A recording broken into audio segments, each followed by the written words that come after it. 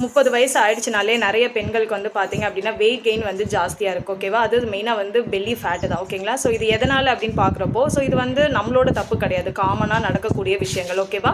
So 30 வயசுக்கு மேலே ஆயிடுச்சு அப்படின்னாலே நம்மளோட உடம்புல மெட்டாபாலிசம் கம்மியாக ஆரம்பிச்சிடும். மெட்டாபாலிசம் மீன்ஸ் நம்மளோட கலோரிஸை பர்ன் பண்ணக்கூடிய கெப்பாசிட்டி அது கம்மியாக ஆரம்பிச்சிடும். செகண்ட் வந்து பார்த்தீங்கன்னா ஈஸ்ட்ரோஜன் அப்படிங்கிற ஒரு ஹார்மோன் வந்து குறைய ஆரம்பிச்சிடும். ஓகேங்களா? ஸோ ஈஸ்ட்ரோஜன் அப்படிங்கிற ஹார்மோன் வந்து பெண்களுக்கான ஒரு முக்கியமான ஹார்மோன். ஓகேங்களா? ஸோ நமக்கு வந்து பீரியட்ஸ், ப்ரெக்னன்சி இந்த மாதிரியான விஷயத்துக்கு வந்து மெயினான ஒரு ஹார்மோன். ஓகேவா? இந்த ஹார்மோன் கம்மியாக ஆரம்பிக்கிறப்போ நமக்கு வந்து பார்த்தீங்கன்னா ஸ்ட்ரெஸ் அதிகமாகும். ஸோ அதுக்கப்புறம் நமக்கு வந்து தூங்குறது வந்து அஃபெக்ட் ஆகும். ஓகே, இதெல்லாமே வந்து ப்ரீ மெனோபாஸுக்கான சிம்டம்ஸ் எல்லாமே நமக்கு வரும். ஓகே, மெயினாக வந்து பார்த்தீங்கன்னா ஃபேட்டை வந்து எங்கே ஸ்டோரேஜ் பண்ணணும் அப்படிங்கிறதே வந்து அதுதான் டிசைட் பண்ணும். ஓகேவா?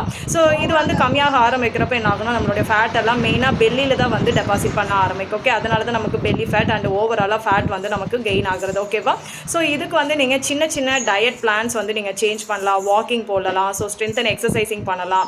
ஓகேவா? ஸோ நல்லா தூங்கி எந்திரிக்கிறது, இந்த மாதிரி சின்ன சின்ன ஹேபிட்ஸ் மூலிமா நீங்கள் ஃபேட் லாஸ் வந்து பண்ண முடியும். ஸோ நீங்கள் 30+ இருக்கீங்க அப்படின்னா உங்களுக்கான ஒரு ஃப்ரீ கைடன்ஸ் வேணும் அப்படின்னா கமெண்ட்டில் கைடன் டைப் பண்ணுங்கள். அதுக்கான ஃப்ரீ கன்சல்டேஷன் நான் உங்களுக்கு கொடுக்குறேன். ஸோ இதை பற்றியான உங்களுக்கு வெயிட் லாஸ் பற்றின டிப்ஸ் உங்களுக்கு வேணும் அப்படின்னா நம்மளோட பேஜை ஃபாலோ பண்ணிக்கோங்க. தேங்க்யூ.